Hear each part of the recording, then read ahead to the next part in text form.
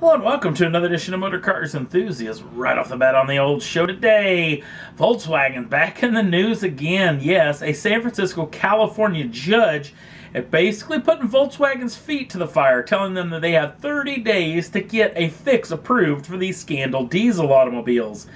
Meaning that if it doesn't come down, they don't have a fix before March 24th of 2016, he plans on forcing Volkswagen to buy back every one of these automobiles.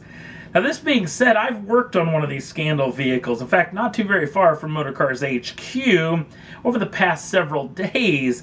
And interestingly enough, not talking with the owner, but talking with the owner's daughter, who claims that her mother loves the automobile, loves the things that Volkswagen's already done to make up for the whole scandal situation.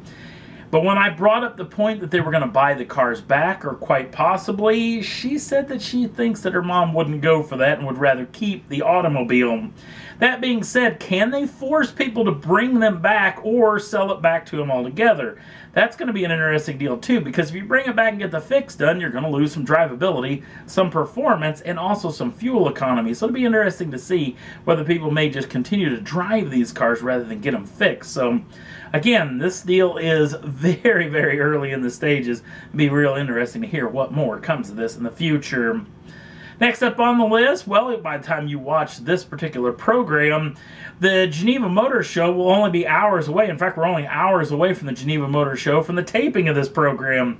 And one of the vehicles going to debut there is Aston Martin's brand new DB11. This is going to be the replacement for the DB9. You may be thinking, wait a minute, what about the DB10? Well, that was the car that was in the James Bond franchise. Now, this particular machine gets significant updates, including from windscreen back. This vehicle changes quite a bit. Now, I have to say that I'm not the biggest fan of the way this car looks anymore. Again, seeing it in person is going to make a huge difference on whether I really like this car or not. What is returning in this machine is the AMG source 5.2-liter twin-turbocharged V12, now making 600 brake horsepower, but that's pretty much all we know as of yet, as it will be debuting in Geneva in just several hours. Another vehicle that's going to be debuting in several hours in the Geneva Motor Show is the Lamborghini Centenario. Now, the Centenario is basically an homage to the founder of Lamborghini, Faurizio Lamborghini, who actually passed away just a touch over 23 years ago. In fact, just a little over 23 years ago. February 20th of 1993, Mr. Lamborghini passed away. But this vehicle is to celebrate his birthday, because coming up April 28th of 2016 would have been his 100th birthday, and they're going to celebrate with this car. Now, the basic underpinnings are an Aventador, so there's already talk that this is going to be an LP 770-4, meaning it's all-wheel drive, meaning it's going to be making 760 brake horsepower out of that normally aspirated V12. That is yet to be made official. It may be a lot more than that, but it's going to get an extensive amount of body work done to the machine to make it look like this photograph. Now, early reports are that Lamborghini have already shown 3D images of these vehicles to potential owners, so I'm assuming it's going to end up like a lot of Lamborghini special editions, that by the time you actually see it, the vehicle's already been sold out. So it'll be an interesting deal to celebrate the Faurizio Lamborghini would have been 100th anniversary with the Centenario. And in fact, if you want to take a little peek, a little blast into the past, head on over to the Motor Cars Enthusiast Facebook page. I'm going to put up a video up there. Morley Safer from way back in the day, 1987, 60 Minutes. I can remember watching this when I was a kid. I would have been probably my early teens when this thing came off. Couldn't wait for this thing to come on. Was super excited to see it. And seeing it all these years later brought back just a flood of memories of Morley Safer actually going over to Italy and actually riding around with Valentino Barboni in an old Countach, which would have been new back in the day. And it's a very interesting, it's only like 13, 14, 15 minutes long, but it's a very interesting look into the past of how much Lamborghini has changed. And you actually get to see Faurizio Lamborghini as well in the early parts of the program, even though the Lamborghini had already been sold for many months by the time that thing came out. But it's pretty cool indeed. You have to check it out. Next up on the list, another vehicle being shown off at the Geneva Motor Show is this, the brand new DS. This is the ETense. Now the ETense, and if you don't know what DS is, it's basically the high-end versions of Citroën. The French auto manufacturer showing off this concept.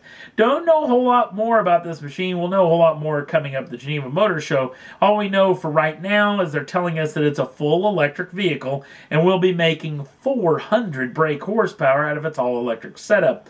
No word on whether they'll actually build the machine or how much it costs. Again, Geneva Motor Show is only hours away, so we'll know a whole lot more come then. I have to say the car looks dang good.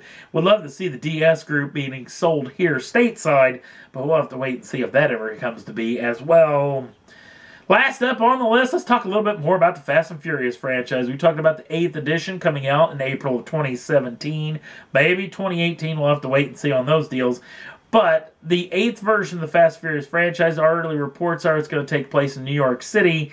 But there's also some other little tidbits that have come out over the past several days, including a location, including a cast of brand new stars, and some returns. The returns may be Eva Mendes. Eva Mendes, you may remember her. She had a major role in the second version of the film. Apparently, she may be making her return to the franchise. Also, Lucas Black. He was in the 3rd edition of the film and also made a cameo in the 7th edition of the film. He'll have a more prominent role, apparently, in the 8th version of this film.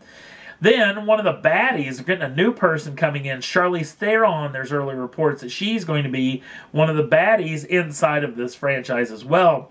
And then probably one of the most interesting things is the location deal. Mainly coming from, you think about all the places these folks have been. You think Korea and Japan and South America and Brazil and, well, I guess, obviously in South America, obviously, and Dubai. All these cool places.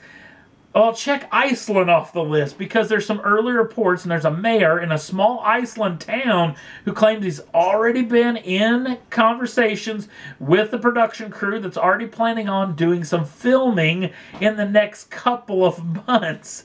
Yes, I cannot wait to see why they're in Iceland and for whatever reason they could be there. But it's supposed to play a decent role inside of the film. We'll have to wait and see. None of this stuff is official as of yet. Just early Hollywood rumors. So we'll keep you in tune if we hear any more.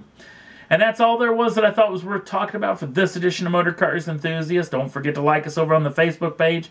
Jump over there and check out that Lamborghini video. It's doggone fun. Also, if you'd like to subscribe to the channel, you can do so at any time and get the first dibs on the brand new shows as soon as they come out. Thanks for watching. We'll see you again real soon.